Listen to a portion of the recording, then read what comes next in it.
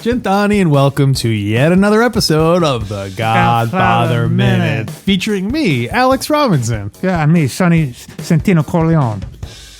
And this is episode number 148 of the Godfather. Sheesh. That's right, Alex. Yeah, actually, it's episode 148, and you're going to record it and you're going to like it. I know that's not Santino. Plus, you're the one recording it. That's true. Alex, repeat after me. Yes. Minuto. Numero. 148. 48. You got it. All right. 148. 48. You got it. In minute 148, Don continues his garden chat with Mikey. He apologizes for going over this business with Tattaglia and admits to drinking too much. Mm-hmm. Mikey tells Don he's happy with his wife and kids, even though Anthony is smarter than he is. Even though. Mm-hmm. Yeah. So now we're getting to the heart of the Don Mikey scene here. Yeah. Yeah, it's an interesting exchange. This really is the heart, like you said, of the transition. Yes, exactly. Between the passing of the baton, so to speak. Yeah. The passing of the baton, so to speak. Baton. What do you got, Alex? Any interesting commentary? Well, let's see. He says last week we talked about the anti-gravity wine glass, and this week the wine moves to center stage as his drinking is addressed. Mm-hmm. And he says he's drinking. He's what does he say? He's drinking a lot more wine than he used to. Mm-hmm. He's drinking more anyway. Oh, he enjoys drinking more. He enjoys drink. Let me start again. He enjoys drinking wine more than he used to. Well, he's drinking more wine anyway. That's the thing. So, and Mikey asserts that it's good for you, Pop. Yeah.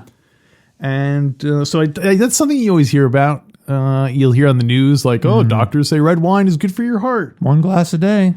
And one glass a day keeps Barzini away. You mean Tattaglia. So according to the American Heart Association, they do not recommend drinking. It's not worth the benefits are not worth the additional risks of alcohol drinking. Really? Why is that? Because alcohol leads to so much more problems than it helps. You know so what I mean? If you can keep it under control and really do 1 drink a day, 1 glass of wine, and assuming you don't become an alcoholic, it doesn't affect your life, you don't get into car accidents, drive drunk, all that stuff, is it still harmful? Well, or are they suggesting that's all these other consequences that make it more risky? Probably more that it's very easy to overindulge in it, and like you'll think, oh, I'm drinking a bottle of red wine, it's good for my heart, when that's really, because alcohol is basically like poison, really. I mean, that's why you get that's why you get a headache and stuff, is because you're not supposed to be drinking that. Yeah. So Alex, if you get a headache, it means you're not drinking enough. That's true. That's right. More wine. More wine, Pop. It's good for you.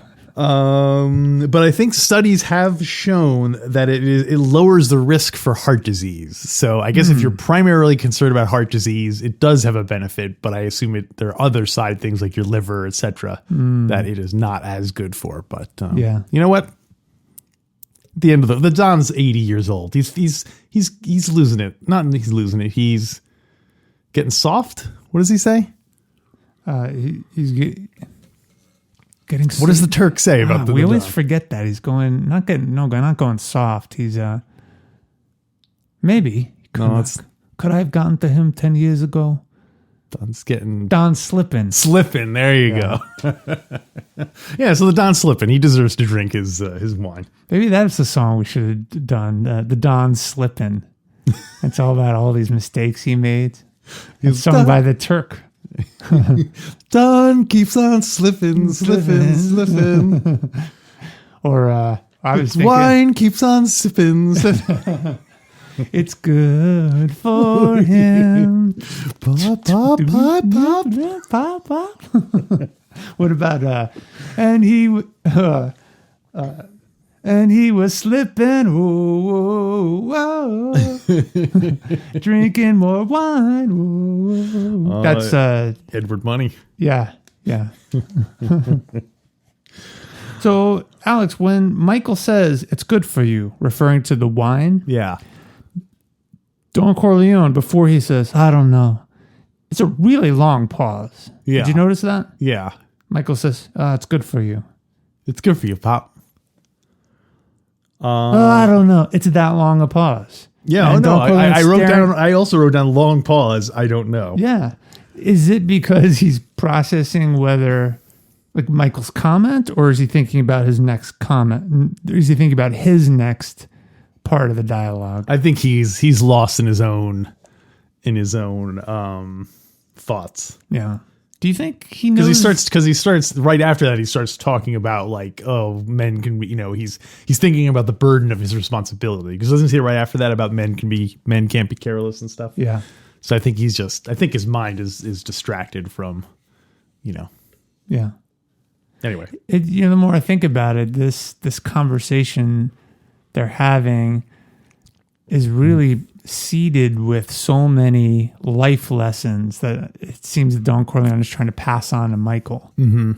Right? Yeah. He's talking about he says the classic line, which we'll get to in a second, but he also said, asked him right after that. He says, your wife and children, are you happy with them? Mm-hmm.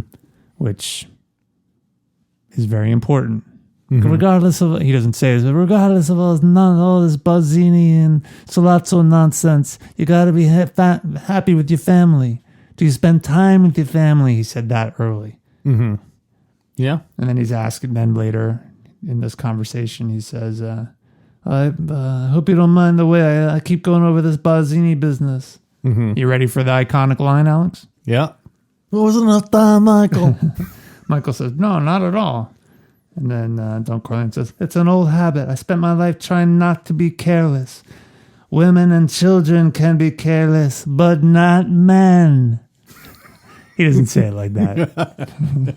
Because the text appears on the screen with the bouncing ball that you follow along as you say it. But not men. Yeah. So a couple of things about that statement. Well, that whole sequence. I also think it's funny that he doesn't say like, "Are you happy with Kay and Anthony and Mary?" Mm-hmm. He just says like your wife and your kids. Like they exist solely to be the possessions of the Dons. Yeah, you know what I mean. Yeah. Well, I saw it as I saw it another way. So growing up in New York, Alex, we had Italian friends, as you know, and they were no friends of mine. Several of them came to me and asked favors. No, several of them told me a story that they were told by I think it was their mothers, who said, "Hey, if I'm kind of as a joke, but not really. Mm-hmm. If you're in a boat and it's sinking and you're with your mother and your wife, who do you save?" And you always save your mother because you can always get another wife. Right. This is the relationship between a son and in Italian culture. The relationship between the son and the mother is almost sacred. So I interpreted this line that way. I don't know. Your wife and children, are you happy with them? It almost doesn't matter who it is. Right. I see. Do you think that's one of the top 10 most iconic lines in the movie, Alex? No. Really? No. Women and children can be careless, but not men. I don't think that's... Oh, wow. I'm not saying I don't think it's a great line, but I mean, I think if you... I keep wanting to do this, like do a survey until someone say as many quotes from The Godfather as you can, and just see which ones come up, like just percentage wise, which ones get the most hits. Mm-hmm. I don't think it would be in the top 10. Wow. Okay. Because figure number one would be, "I'll make him an offer he can't refuse." Woo! Number two would be Michael saying, "I'm going to make him an offer he can't refuse." Oh, no, you can't count that twice. Come on. What's the matter with you? That's 2. Keep your friends close, keep your enemies closer. Okay, 3. Oh, Michael. Nah. Leave the gun. Leave the gun, take the cannoli. I agree. That's 4. But hold on. That Michael, I was either watching something or I dreamt I was watching something, another movie or show, and a character frequently said, "Oh, Mike." Can you imagine? Was it the Brady Bunch? That was it. It was the Brady Bunch. Yes, that was it. She's always saying that. We were watching some review. It was a 2-hour documentary on the whole Brady Bunch thing, and she said it all the time. Oh, Mike. Do you think the Godfather did it as a tribute to Carol Brady? That's funny. See, so they're right there. There's 10 lines. That's 4. Come on, keep going. You can't name any more. I can name more. Do it. Come on, let's do it right now. Hold on. Are you just talking about from GF1 or the whole trilogy? I'll even go to the whole trilogy. Every time I think I'm out, they pull me back in. Zaza. I think GF3 probably. I'm not counting. Zaza. You're not. That's our line. That's not iconic. How about never let someone outside the family know what you're thinking? What about? I think that's. Personal. That's kind of tied with business, not personal. That Sonny. one. Okay, I'll take that one. And also, then you also have Tom saying it's business, not personal. You double dipping, Alex. Can't double dip. That's like Tom Hagen taking on 2 clients. Can't do it. Can't do it, Sally. I can't do it, Sally. Maybe not now, but 10 clients from now. Well, so one thing interesting we figured out from this minute is what year it is. Yeah, that's right. Because he says your wife and children, implying that they have 2 children. So so it turns out this scene takes place in 1954. Whoa, it was later than I thought. 1951 is when Anthony was born. 1953 is when Mary was born. And the Don only lives till 1955. So the clock is ticking for him. Wow. So. Wow, that's pretty late. So it's been it's been 8 years since the wedding of Connie and Carlo. Wow, okay. That seems, I would not have thought that at this point. No, well, last minute I estimated it was, remember and Puzo wrote that he had been back 3 years. And we know he spent 2 years in Sicily, and that was right at the end of World War II. So about 1950, 51. Yeah. So a lot of time gone by. Yeah. It's, I wonder how much time, I guess we'll find out next year, how much time passes between GF1 and GF2. Because that's Anthony's confirmation, right? Yeah. So it can't be that. It must be just like 8 years from this time. Don't kids get confirmed at a certain age? Yeah, I thought it was like 13 or something. Or yeah, 12 sounds or 13. about right. So we asked, we'll answer. We'll answer it. Yeah, so there you go. No more kids for the Corleone family. I like Marlon Brando's like chewing thing he's got going on here. I don't know what I don't never see him put anything in his mouth, so I'm not quite sure what it is, but it's definitely a very actorly thing to do. Yeah. I'm told actors really love business to do. They love having a pipe to light or some food to prepare or something that they can do to sort of that keeps their hands busy and they're not just their hands, but stuff that character bits that they can do to reveal their characters. So yeah, Marlon Brando does a lot of talking with his hands too. Yeah. So Vito says also, my Vito. He's a Vito Corleone. He says, "How's your boy?" Michael says, "He's good. He looks more like you every day." And Michael smiling says, "And he's smarter than I am." And that's where the minute ends. He's 3 years old, and it ends right there. Yeah, he's 3 years old. So I did some thinking, Alex. I put on my thinking cap. And Michael makes the comment that his son is smarter than he is. Is that a little foreshadowing that he's smarter than Michael which foreshadows he is smart enough to get out of the family business.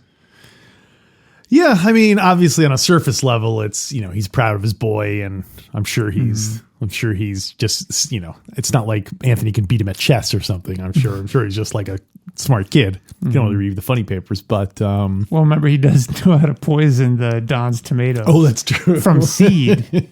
From seed. Yeah. But that is interesting that Mikey. It is interesting that Mikey does resist against Anthony not wanting to be in the family. I guess by then the family business is immobiliare. Yeah. So Mikey's like, well, that's a legitimate business. That's what you should do. Yeah. But it's like he's taking it one step further. Have you ever heard that thing that I forget who it was? Some political philosopher type guy said that,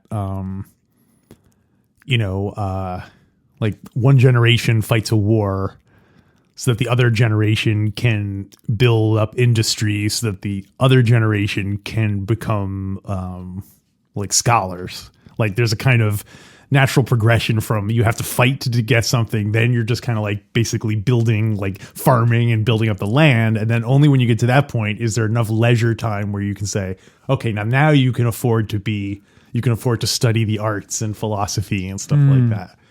But it's hard for people to who are fighting the war part.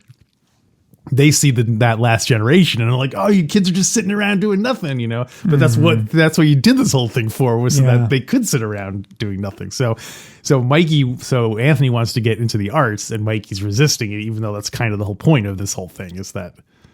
Yeah. But, fathers always want this. It's a classic thing. He's acting just like Pop, wanting the son to go in the family business on his terms. Yeah, that's right.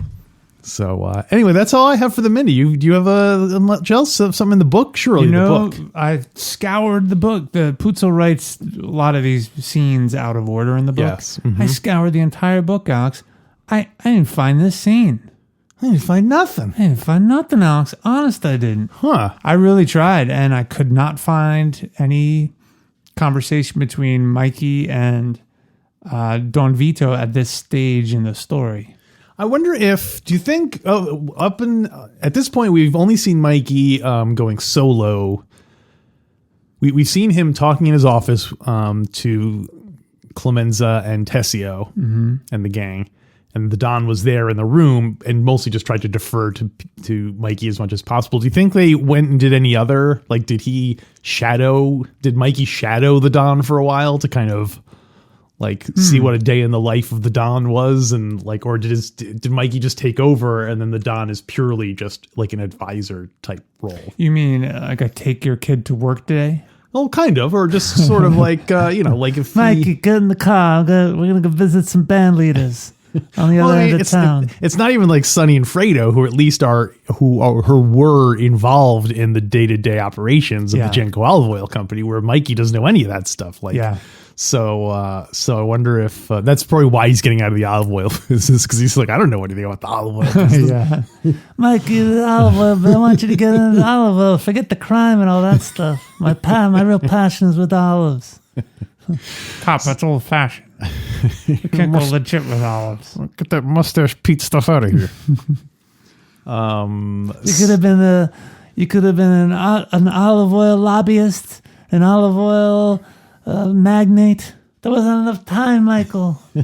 Because let's suppose Michael had been home during the meeting of the six families. Mm-hmm. If at that point Mikey was going to take over the family business, you assume that the Don would have been there and Mikey would have been sitting with like Tom Hagen at least.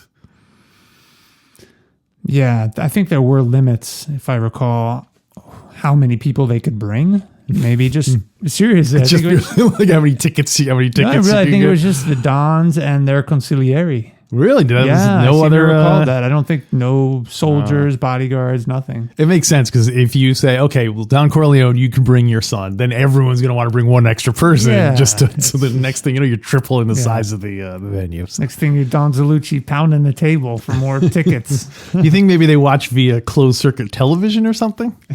Or do they just have to rely on Tom to tell them to kind of recap it? Oh, I think nothing's recorded. And then Don Zalucci gave us all candy. Mikey, you wouldn't believe it. He gave us candy, Don Molinari on the coast, guaranteed Fritos protection. It was wonderful. Oh, I like Tom being all happy. And Wish you could have been there, Mikey. It was wonderful. Why am I out? It'd be great if Tom completely misrepresented what took place. Barzini went over and poked your father's eye with his finger. So disrespectful. Called you an idiot, Michael. Yeah, they all called you idiots. They're all making fun of you the whole time. Look at his face. Look at him. Yeah. And even those that didn't make fun of you now, they said they would 5-10 years from now. Oh, poor Tom Hagen. He's out. He's out. So in the book, Puzo does write that Michael is in training. He's learning everything about the family business. I don't think Puzo writes that it's all from the Don. A lot of it is from Hagen. Yeah. Which makes sense because Hagen's going to be the one who's still going to be there for him. So who? The Don is too. So once Don dies, who's the consigliere? Does Tom go back to being consigliere? Probably. Or does he become his own consigliere? I don't know. Or at that point, you're like, hey, you know what? We're going legit. I don't need a consigliere anymore. Maybe. Because certainly by GF3, he has George Hamilton, who's like just a straight up lawyer, not his. Does he refer to him as a consigliere? We got to watch GF3 again. We got to watch Come on. We got to Oh, you want to watch it soon? Yeah. Zaza. You sound like a kid who's on Halloween or something. Zaza. Like I open the door and you jump out. Zaza.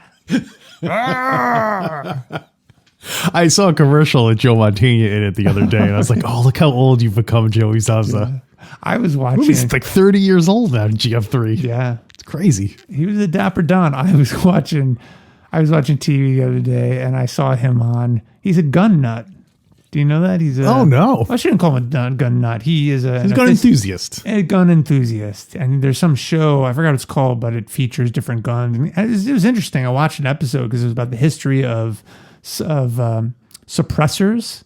That's what the industry calls silencers, Alex. And he narrated it, and he was in the video, and it showed him shooting a bunch of guns. I think one of our listeners posted this a couple years ago that they saw him on the show. But I never realized he was a gun enthusiast. Despite popular images, you do not want to use a towel as your silencer. It will catch flame. Yeah. And remember, if you have any bastardes in your life, you have the right, given to you by the Second Amendment, to take care of it. Uncle Michael, this guy, he's lying. He's saying all kinds of things about you in the street. Wait, who was that? That was Andy Garcia. Oh, that was Andy Garcia. Yeah. Okay. Oh, Uncle Mike. I haven't seen that in a while. Do an Andy Garcia. Oh, I don't know. In GF3. He's hard to do. Hey, He's like a Sonny, pretty much. I know. He probably watched and listened to Sonny and tried to emulate that somewhat. Wait, what do you mean? Do you think he watched Godfather a lot? Not Vincent. Oh, you mean Andy Garcia? Oh, Andy Garcia. I thought you meant Vincent watched The Godfather a lot. He could have. He's like, wait a minute, is that guy supposed to be my father? I wonder if they might have sold the Sonny Corleone story to Hollywood, to like Jack Waltz or something. Movies might like a story like that. They might. Wow. It's always fun in movies where you see the like if someone's doing a movie about the characters and you see other actors playing the characters. You know what I mean? Like remember in Pee-wee's Big Adventure, at the end of the movie, they go to the drive-in and you see they made a movie based on Pee-wee's life, but it's like James Brolin and someone other like famous actors. That's always a fun gimmick. So. Yeah. So maybe as a bonus content or something, we could do what actors would be in the in-universe adaptation of like the Michael Corleone story. That's right. That they're all watching, that they gather around and watch. Yeah, that's what GF4 should be about. Because then you could totally use GF1 stuff in it. Yeah. By having like, it's Jack Nicholson now plays Don Corleone or whatever You know, whoever the great respected actor is today. Maybe like Daniel Day-Lewis or something. He doesn't seem right. He doesn't seem right for it. No. It's not personal, Tom. It's all business. Who's that? That's Jack Nicholson. Oh, do it again? He sounds like a cowboy. It's very easy to go from Jack Nicholson to John Wayne. Oh, that's what I think I'm doing. It's not personal, Sonny. It's all business. You sound like somebody, but I don't think it's Jack Nicholson. I'm trying to figure out who it is. Well, what are we gonna do? Are we gonna wait around? Sounds like Zeppo Marx. Yeah. We're gonna wait around? No. No one on earth has ever done a Zeppo Marx impression before. Am I the only one doing Zeppo these days? Yeah, you cornered it. That's good. You should be. Do you think when Danny, let me give some background for listeners who don't know, Danny Gans was a very famous impressionist? Yes. Impressionist who had a sold out show all the time in Vegas. Yes. And he was pretty darn good. We all went to see him one time. We went there. Alex, has that niche been filled in Vegas? There are still a lot of impressionists in Vegas, at least, you know, pre 2020, obviously. But no one seems to be that big where they're filling up a whole. There's like small comedy club level impression. I think impressions are like a dying art because it seems like everyone who does impressions of old people from the past. No one's doing impressions. No one's like, here's folks.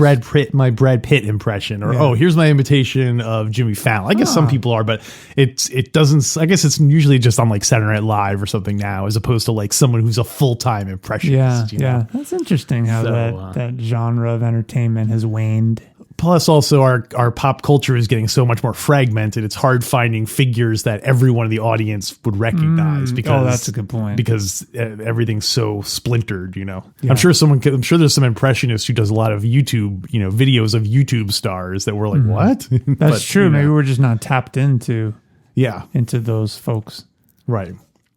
So that's some niche comedy. Yeah, I'm an impressionist. I only do other YouTube people. Who knows? It might be. I wouldn't even call it niche. That's probably where it's all at. Yeah, that's true. The only reason we don't think there are still impressionists is because they exist, but we don't know about them because they're doing impressions of people we don't know. We just think they're comedians. Yeah. Oh, that's funny. All right. Well, what do you say we rate this minute? Yeah, then? Let's rate it. Okay, so you got some classic dialogue. You got well, hold on. Before that, men can't afford to be careless. Do you think? Do you agree with Don Corleone? Can women and children afford to be careless? Well, maybe in his business. Yeah, and plus this is 1954. Yeah, also, in the 50s, and in his business, probably true. Definitely true. But I mean, certainly.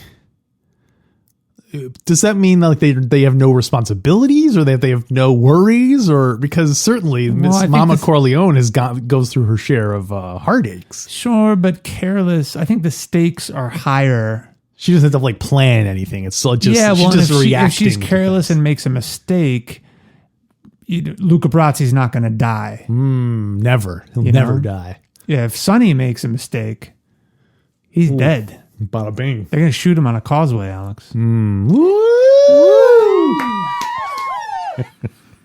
Yeah, I can see that, especially in Don's situation. The stakes that the women face are a lot less severe. Yeah, so I think Mama burns her roast. Oh my gosh. Mama hits a wrong note when she's singing at the wedding. No.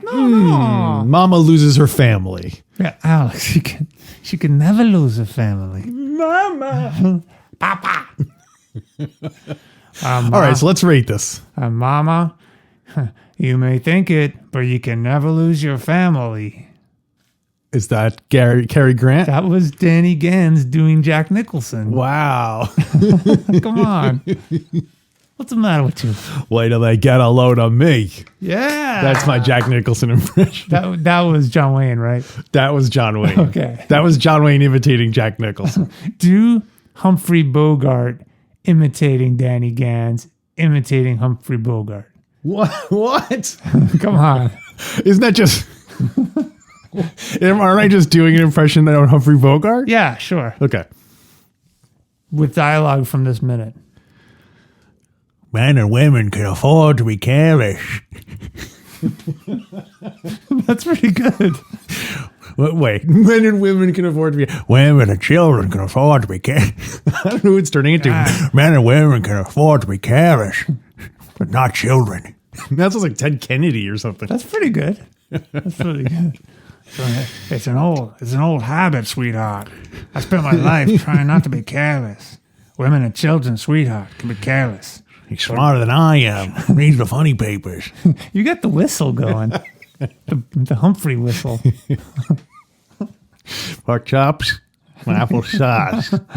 Oh, Mike. Is that... I can't believe you recognize that was from the Brady Bunch. How did you do that? I don't know. When you just said, "Oh, Mike," Did I? Because I was just watching it. And I was trying to sound like whoever I remembered it was, but I couldn't remember it was Carol Brady. You said an old... I thought you said a show or something. I couldn't remember if it was a show or a movie. So maybe when you said show... Yeah. Anyway, who doesn't matter. The fact is, Mike. we have a Michael. telepathic connection. Ready? On the one, how many stars do we give it? Okay. I'm ready. 1, 2, 3, 4, 5. Pop goes the weasel. Pop goes the weasel. All right. Yeah. Brando. Why did you give it 5, Alex? You didn't even have this in the top 10 most iconic lines. Well, just because it's not one of the top 10 most iconic lines doesn't mean that I don't think it's an iconic line. So you have, you have the wine thing, and you have the women can afford to be careless. You have the Bazzini. You have, you'll get their pop. You won't get their pop, but it's good for you, pop. Yeah. And so, you got Brando. Pacino and Brando together. Yeah. We didn't even talk much about, we didn't even reference the Paulie, more wine. Well, they don't say that in this minute. No, it doesn't, but this is another scene where someone is drinking wine, being brought more wine. There's comments on the wine. Yeah. And he says, Paulie, more wine.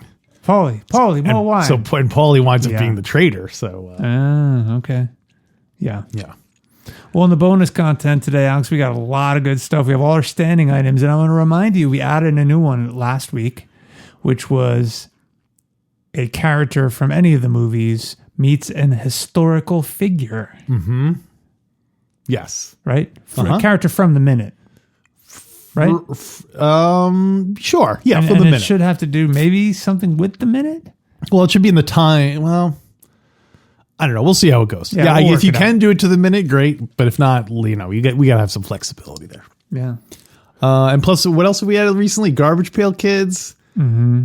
And the Dickie Goodman, Mr. Jaws concept. And all the usual stuff. We got our D&D stats and hoping to roll a 20, Alex. Oh, double damage. Uh-huh. Double damage. Yeah.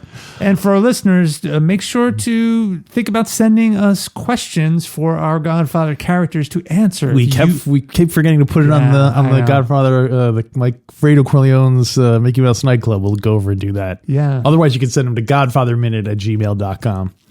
Yeah. Are you looking for things to do in a city? Ask Fredo. Do you have questions about law enforcement? Ask Captain McCluskey. How's the Italian veal? How's the veal in this Italian restaurant? Ask the Turk. Ask Mikey. What does Michael do with his business? Don't ask Mikey about his business. Yeah. Do they have people on the newspaper payroll that might like a story like that? Ask Tom Hagen. Ask Tom Hagen. Didn't get that part in the big movie that's going to make you a big star? Ask Don the Don. Not sure whose blood is who's going to sign or whose blood is going to be on that contract. Want the part in the big Hollywood war movie? Ask Jack Woltz. Come on. Hey, speaking of impressions, I think Don Corleone did the best impression in this movie of Johnny, remember? That's true. What am I gonna do? Are there any other? Oh, no. I'm going to give the best impression to Peter Clemenza imitating Mikey saying he loves Kay on the telephone. That's great. Awesome. Good Good call on that. Are there any other impressions in any parts of the movie? Oh gosh. Anyway. Yeah, we'll think about it. So yeah, if you want to hear that bonus content, go to godfatherminute.com/support. And until next time, women and children can be careless, but not men.